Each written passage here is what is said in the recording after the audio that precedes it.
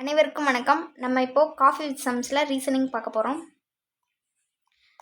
Reasoning தெரியும், 10 sums கேட்குறாங்க. அதில் நிறைய மெத்தட்ஸ் இருக்குது. அந்த மெத்தடில் நம்ம இன்றைக்கி நம்பர் சீரீஸ் மெத்தட் பார்க்க போகிறோம். Number series reasoning daily evening உங்களுக்கு அப்லோட் ஆகும். நீங்கள் கண்டிப்பாக ரீசனிங் பாருங்கள். இதில் நம்ம ப்ரீஃபாக பார்க்க போகிறதுல ஒரு ஓவர் வியூவாக பார்க்க போகிறோம். சீக்கிரமாக பார்க்க போகிறோம். ஃபர்ஸ்ட் சம் போயிடலாமா? ஃபர்ஸ்ட் சம் பார்த்தீங்கன்னா 15, 17, 20, 22, 25 அப்புறம் டேஷ் கொடுத்துருக்காங்க. அதுக்கடுத்து என்ற தொடர் வரிசையில் அடுத்த எண்ணை காண்க அப்படின்னு கேட்டிருக்காங்க. இப்போ 15க்கும் 17க்கும் பார்த்தீங்கன்னா +2 டிஃப்ரென்ஸ் இருக்கும். 17க்கும் 20க்கும் பார்த்தீங்கன்னா +3 டிஃப்ரென்ஸு. 20க்கும் 22 பார்த்தீங்கன்னா +2. 22க்கும் 25க்கும் பார்த்தோன்னா +3. அப்போ +2 +3 +2 +3 அப்படி கூட்டிகிட்டே போகுது. அதுக்கப்புறம் என்ன வரும்? +2 வரும். அப்போ 25 கூட +2 ஆட் பண்ணோன்னா ஆன்சர் என்ன வரும்? நம்மளுக்கு 27. 27 வரும். ஆன்சர் பார்த்தீங்கன்னா option C correct answer. Next sum பார்க்கலாமா? இந்த சம்ஸ்லாம் பார்த்தோன்னே இவ்வளோ பெரிய சம்ஸா அப்படின்னு சொல்லி பயப்படுவோம். அப்படிலாம் பயப்பட தேவையில்லை. நம்மளுக்கு மேக்ஸில் மல்டிப்ளிகேஷன், டிவிஷன், அப்புறம் கொஞ்சம் ஸ்ட்ராட்டஜி அது தெரிஞ்சாலே இது நம்ம போட்டலாம். இப்போ ஃபஸ்ட்டு பார்த்தீங்கன்னா 1 ஸ்கொயர் கொடுத்துருக்காங்க. 1 ஸ்கொயர் வேல்யூ என்ன? 1 ப்ளஸ் 2 ஸ்கொயரோட வேல்யூ 2 4. அப்புறம் 2 ஸ்கொயரோட வேல்யூ ப்ளஸ் தான் கொடுத்துருக்காங்க. ப்ளஸ் 2 ஸ்கொயரோட வேல்யூ 4. அப்போ இதெல்லாமே நம்ம கூட்டினோன்னா என்ன கிடைக்கும்? 4 + 4 + 1 9 கிடைக்கும். 9 நம்ம ஸ்கொயர் ரூட்டில் எழுதணும்னா எப்படி எழுதுவோம்? 3 ஸ்கொயர் அப்படின்னு எழுதுவோம். அடுத்தது பார்த்திங்கன்னா 9ம் அதுதான், 3 ஸ்கொயரோட அதே வேல்யூ தான். அதை தான் இங்கே நம்மளுக்கு 3 ஸ்கொயராக கொடுத்துருக்காங்க. அதோட வேல்யூஸ் எல்லாம் ஆட் பண்ணி மொத்தமாக எழுதுறது தான் 3 ஸ்கொயர் கொடுத்துருக்காங்க. அடுத்தது பாருங்கள், 2 4 3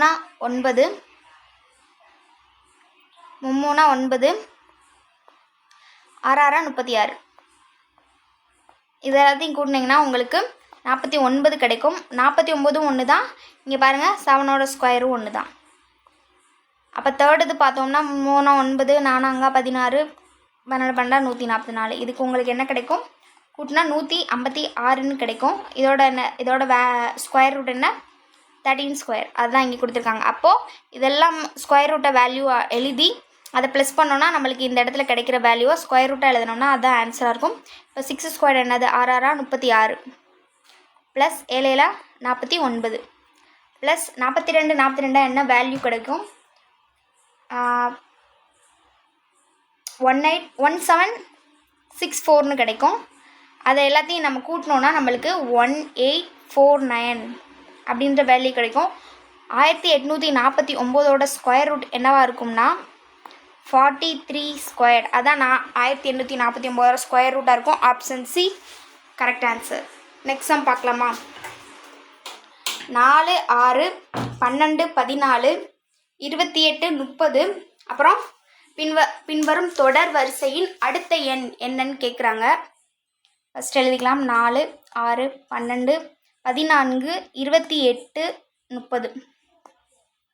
இது பார்த்திங்கன்னா ஃபஸ்ட்டு +2 ஆட் ஆகிருக்கு.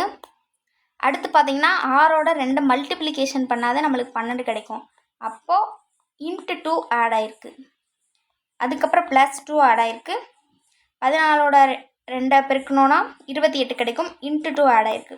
அப்படி கன்டினியூ ஆகிட்டே போயிருக்கும். ஒரு 4 டிஜிட் வரைக்குமே ஒரு சேம் மெத்தட் ஃபாலோ ஆச்சுன்னா அதுவே நம்ம கன்டினியூ பண்ணிக்கலாம். அதுக்கப்புறம் புது மெத்தட் மாறாது, அதுவே கன்டினியூ பண்ணிக்கலாம். இப்போ பார்த்திங்கன்னா +2 ஆட் ஆகிருக்கு. அப்போ அடுத்தது என்னவா இருக்கும்? மல்டிப்ளிகேஷனில் 2ஆக இருக்கும். 30 × 2 60 கிடைக்கும். அப்போ option B correct answer. Next sum பார்க்கலாமா? அடுத்து பார்த்திங்கன்னா 6 11 21 41 81 171 321 641 கொடுத்துருக்காங்க. என்ன கேட்டிருக்காங்கன்னா பின்வரும் வரிசையில் தனிப்பட்ட எண்ணை தேர்வு செய்க. அதாவது எல்லாமே ஒரு ஆர்டரில் வந்திருக்கு ஒரு ரூல் படி. இதில் ஏதோ ஒன்று தனிப்பட்டு இருக்குது, அதை மட்டும் தேர்வு செய்க அப்படின்னு கேட்டிருக்காங்க. பார்த்தோன்னா 6க்கும் 11க்கும் இடையில எவ்வளோ இருக்குது? முதல்ல டிஃப்ரென்ஸ் பார்க்க ட்ரை பண்ணுவோம். அதுக்கப்புறம் மல்டிப்ளிகேஷன் மெத்தடு, இதில் கூட்டியிருக்காங்களா கழிச்சிருக்காங்களா அந்த மெத்தட். முதல்ல இதுக்கு இடையில டிஃப்ரென்ஸ் என்னன்னா 5 இருக்குது. இதுக்கு இடையில டிஃப்ரென்ஸ் 10 இருக்குது. இதுக்கு இடையில இருக்கிற டிஃப்ரென்ஸ் 20 இருக்குது. இதுக்கு இடையில இருக்கிற டிஃப்ரென்ஸ் 40 இருக்குது. இதுக்கு டிஃப்ரென்ஸ் பார்த்தீங்கன்னா 60 70 கீழே இருக்க இந்த இதிலோட டிஃப்ரென்ஸ்லாம் பார்த்தீங்கன்னா மல்டிப்ளிகேஷன் டூவில் வந்திருக்கு. இப்போ I 2 10, I 2 20, 22 40 அப்படின்னு வந்திருக்கு. அது பார்த்தோம்னா I 2 10 இன்ட்டு 2 போட்டிருக்காங்க. இல்லை மல்டிப்ளிகேஷன் 2 கிடச்சிருக்கு. அப்போ 40ஓட அடுத்த மல்டிப்ளிகேஷன் நம்பர் என்னது? 2. 40 2ஆல் பெருக்கணும்னா நம்மளுக்கு 80 கிடைக்கும். 80 கூட 81 கூட 80 கூட்டினா நம்மளுக்கு என்ன வேல்யூ கிடச்சிருக்கணும்? 161 கிடச்சிருக்கணும். 161க்கு பதிலாக இங்கே 171 இருக்குது. ஆனால் அதுக்கடுத்து அதை கன்னியூ ஆயிருக்கான்னு பார்க்கலாமா? 80 கூட மல்டிப்ளிகேஷன் 2 பண்ணோன்னா என்ன கிடைக்கும்? 8 16 160 கிடைக்கும். 161ஐயும் 321ஐயும் 161ஐயும் 160ஐயும் கூட்டினா தான் நம்மளுக்கு 321 கிடச்சிருக்கும். இதையும் கூட்டினா 331 கிடச்சிருக்கும். அப்போ அது வேல்யூ தப்பு. அப்போ இதுதான் ரூல். அப்போ இங்கே ஆக்சுவலாக கூட்டியிருந்தால் நம்மளுக்கு 161 கிடச்சிருக்கணும். அதுக்கு பதிலாக 171 வச்சுருக்காங்க. அப்போ ஆப்ஷன் பி 171 தான் தனிப்பட்ட எண்ணாக இருக்கும். இது புரியுதா? இது வந்து டபுள் மெத்தடாக வரும். ஃபஸ்ட்டு டிஃப்ரென்ஸ் கண்டுபிடிப்போம். அந்த டிஃப்ரென்ஸில் என்ன டிஃப்ரென்ஸ் இருக்குது அப்படின்றத அடுத்த மெத்தடில் கண்டுபிடிப்போம். இங்கே வந்து அதோட 6க்கும் 11க்கும் இடையில இருக்க டிஃப்ரென்ஸ், அதோட டிஃப்ரென்ஸ் கீழே இருக்க நம்பர்ஸோட டிஃப்ரென்ஸ்லாம் பார்த்தா எல்லாமே மல்டிப்ளிகேஷன் 2ல் இருக்குது. இந்த மாதிரி குறிப்பிட்டு ஒரு 3 நம்பர் ஃபஸ்ட்டு இருக்க 4 நம்பர் கண்டுபிடிச்சிட்டிங்கன்னா அதே ரூல் அடுத்தடுத்து அப்ளை ஆகும். அதில் டிஃப்ரென்ஸ் என்னன்னா ஆப்ஷன் பி 171 டிஃப்ரெண்ட்டாக இருந்துச்சு. ஆனால் என்ன வந்திருக்கணும்? 161 வந்திருக்கணும். நெக்ஸ்ட் சம் பார்க்கலாமா? இது ஆல்பபெட் தான் ஆக்சுவலாக. அதிலே வந்து நம்பர்ஸ் வச்சு அதை எப்படி கண்டுபிடிக்கிறது? அடுத்த நம்பர் வரிசையில் விடுபட்ட எழுத்தை காண்க அப்படின்னு கேட்டிருக்காங்க. என்னென்ன கொடுத்துருக்காங்க? AIPVAE கொடுத்துருக்காங்க. அடுத்த எண் என்னன்னு கேட்குறாங்க. இது பார்த்தோன்னா A வந்து ஃபஸ்ட் லெட்டர், I வந்து 9 லெட்டர். நேற்று வந்து நம்ம லெட்டர் சீரீஸ் நடத்தியிருப்போம். அதில் சொல்லியிருப்பேன் அந்தந்த பொசிஷன்ஸ் இருக்கிற லெட்டரை ஞாபகம் வச்சுக்கோங்க அப்படின்னு சொல்லியிருப்பேன். கண்டிப்பாக ஞாபகம் வச்சுக்கணும். அதே மாதிரி ஃபஸ்ட்டு 13 லெட்டர் M வரைக்கும் எழுதுவோம். செகண்டு ரிவர்ஸில் Nலேருந்து Z வரைக்கும் எழுதுவோம். அது 13 லெட்டர்ஸ் வரும். நம்ம இதுக்கு இணையாக இருக்கிறத கண்டுபிடிச்சி அதுவும் தெரிஞ்சு வச்சுருக்கணும். அதுவும் முக்கியமானது. இப்போ அந்த மெத்தட் கூட இதில் பார்க்கலாம்.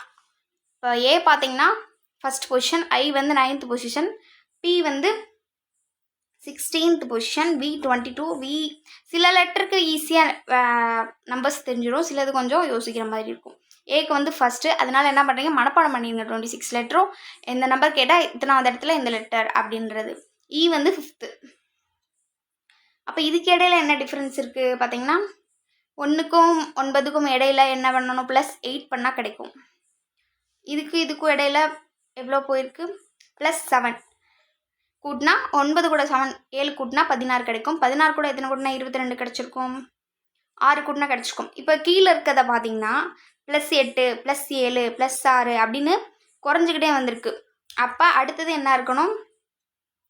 +5 5 வந்திருக்கணும். ஆக்சுவலாக 22 கூட 5 கூட்டினா நம்மளுக்கு என்ன கிடச்சிருக்கும்? 27 கிடச்சிருக்கும். ஆனால் இங்கே 1 இருக்குது. இது எப்படின்னா அவங்க ஆக்சுவலாக இந்த லெட்டர்னு கொடுத்துட்டு கடைசி லெட்டர் தான் கேட்குறாங்க. அப்போ அதில் கண்டிப்பாக ஏதோ ஒரு ரூல் அப்ளை ஆகியிருந்துருக்கணும். A வந்து ஃபஸ்ட்டு பொசிஷனா, V வந்து 22nd. அப்போ ரிவர்ஸ்லேருந்து வாங்க. இங்கே V இருக்குன்னா VW XYZ அதுக்கப்புறம் ஏன்னு வந்திருக்கும் ரிவர்ஸ்லேருந்து பார்க்கும்போது. ஏன்னா அவங்க இப்படி போய் இந்த மாதிரி மெத்தடில் இந்த மாதிரி ரிவர்ஸ் மெத்தடில் கொடுத்துருக்காங்க. அப்போ V22னா அதுலேருந்து +5 இங்கே வந்து +5 தான் வந்திருக்கணும். அப்படி குறைஞ்சிக்கிட்டே வந்துச்சுன்னா அதுலேருந்து +5வது லெட்டர் என்ன இருக்குன்னு பாருங்கள். VWXYZA. ஏ தான் இதோட +5 கூட்டின ரிவர்ஸில் இருந்த நம்பராக இருக்குது. அப்போது A வந்து 1. அடுத்து +4 கூட்டணும். அடுத்து பார்த்தீங்கன்னா கரெக்டாக அப்ளை ஆகிருக்கு. ஏலேருந்து +4 லெட்டர் கூட்டினா E கிடைக்கும். இப்போ அதையும் குறைச்சி ஈலேருந்து +3 கூட்டினா நம்மளுக்கு என்ன கிடைக்கும்னா 8 கிடைக்கும். 5 + 3 8. 8வது பொசிஷனில் இருக்க லெட்டர் என்னன்னு பார்த்தீங்கன்னா ஆப்ஷன் டி ஹச். ஹச் கிடைக்கும். அதான் கரெக்டான ஆன்சர். இப்போ டபுள் மெத்தடில் இதில் நம்பர் போடுற மாதிரி இருக்குது. லெட்டர்ஸோட பொசிஷனும் அதோட ஆப்போசிட் லெட்டர்ஸும் கரெக்டாக ஞாபகம் வச்சுட்டிங்கன்னா உங்களுக்கு ஈஸியாக இருக்கும். இன்றைக்கி ரீசனிங் ஈஸியாக இருக்கும்னு நினைக்கிறேன். ஆனால் ரீசனிங் முக்கியம். திரும்ப திரும்ப பாருங்கள். இந்த டயத்தை யூஸ் பண்ணி சீக்கிரமாக பாருங்கள். கொஞ்சம் வேமாற்ற சம்போட ட்ரை பண்ணுவோம் நாளையிலேருந்து. Thanks to all.